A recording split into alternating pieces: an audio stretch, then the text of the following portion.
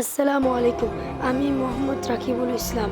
আমি হিফজু শেষ করে হাফেজ হয়ে আমার বাড়িতে ফিরি প্রায় ৫ বছর পরে। আমি এখানে এসে দেখি আমার বাড়ির এখানে ২-৩ জন মুসলিম ছাড়া বাকি সবাই হিন্দু।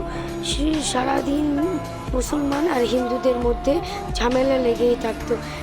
তাই আমি প্রতিশ্রুতি নিই সকল হিন্দুদেরকে ইসলামের দাওয়াত দিয়ে মুসলমান বানাবো। তার জন্য আমি আমার বাবার সাথে এটা নিয়ে পরামর্শ করতে গিয়েছিলাম। আমার বাবা এটা নিয়ে আমাকে আমাকে খুব বকা দেয়। বলে কি, তুমি এসেছো, তুমি এখন এখানেই থাকো, তুমি এগুলো ঝামেলার মধ্যে যেও না। আমি আমি আমার বাবাকে বললাম, আমি সবাইকে মুসলমান বানাবোই, এটা আমি বলে দিলাম। এটা বলে আমি ঘর থেকে বের হয়ে গেলাম। তারপরে আমি ঘর থেকে বের হয়ে দেখলাম হিন্দুরা ওইখানে সবাই মিলে বসে একটা মিটিং করছে। আমি তারপরে ঘরের ভেতর বসে কোরআন তেলাওয়াত করা শুরু করলাম। কোরআন তেলাওয়াত করার সময় কিছুক্ষণ পর এসে দেখি অনেকে আমার বাড়ির পাশে এসে আমার দিকে তাকিয়ে আমাকে দেখছে। আমার বিষয়টা খুব গর্ব লাগলো। আমি তাড়াতাড়ি জায়গা থেকে উঠে বাইরে এসে বললাম, আপনারা কি কিছু আমাকে বলতে চান? বললে বলেন, কোনো সমস্যা নেই। তারা বলল, তুমি কোরআন তেলাওয়াত করছো, এতে আমার খুব সমস্যা হচ্ছে। আমি বলে দিলাম, নেক্সট টাইম যেন আর কোরআন তেলাওয়াত না করো, নাহলে খুব খারাপ হয়ে যাবে। আমি বললাম, আমি পড়বো, আপনাদের কি কোনো সমস্যা আছে? সমস্যা থাকলে ঘরের ভিতর যেয়ে বসে কানে তুলা দিয়ে থাকেন। আমি বললাম, নেক্সট টাইম আমাকে এসে ডিস্টার্ব করবেন না।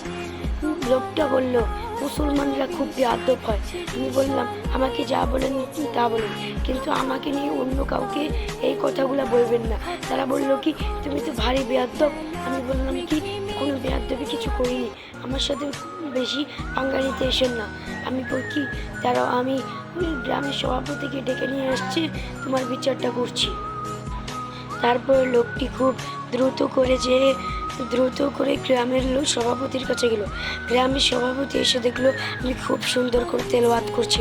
গ্রামের সভাপতি বলল কি, মাশাআল্লাহ, আমি একটু শুনলাম। আসলে গ্রামের সভাপতি ছিল একজন মুসলমান, তার জন্য সে বলেন কি, এই ছেলেটা এরকম করতেই পারে না। তারপরও আমি দেখছি। তারপরে গ্রামের সভাপতি ঘরের ভেতর ঠক ঠক আওয়াজ দিতে আমি বেরো আসলাম। তারপরে আমি সালাম দিলাম।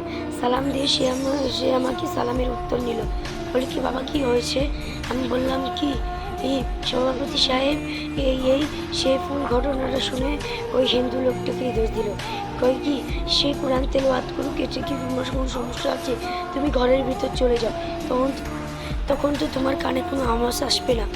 আচ্ছা যাও, তুমি ঘরে যাও রাকিবুল ইসলাম, পরে কোনো সমস্যা হলে আমি দেখব। আমি বললাম, আপনি আমার নাম জানেন কিভাবে? যখন গ্রামের সভাপতি আমাকে বলল, আমি তোমার নাম জানি, তোমার নামটা তো রেখেছি আমি। তুমি যখন হয়েছিলে তখন তোমার বাবা সর্বপ্রথম আমার কাছে নিয়ে গেছিলো। আমি প্রথম তোমাকে চিনতে পারিনি, তার জন্য আমি আমি তোমার কাছে এসেছিলাম। তারপরে বললো কি, আসসালামু আলাইকুম, থাকো তুমি, আমি যাই। আমি সালামের উত্তর নিয়ে ঘরের ভেতর ঢুকে গেলাম। তারপরে ওই হিন্দু লোকটি বলছিল, গ্রামের সভাপতি বেড়ে গিয়েছে, তিনি মুসলমান দেখে একজন মুসলমানের সাহায্য করব। এটার বিচার আমরা চাইব। এর জন্য সেই লোকটি পুরা গ্রামের হিন্দুদেরকে নিয়ে একটা মিটিং বসালো।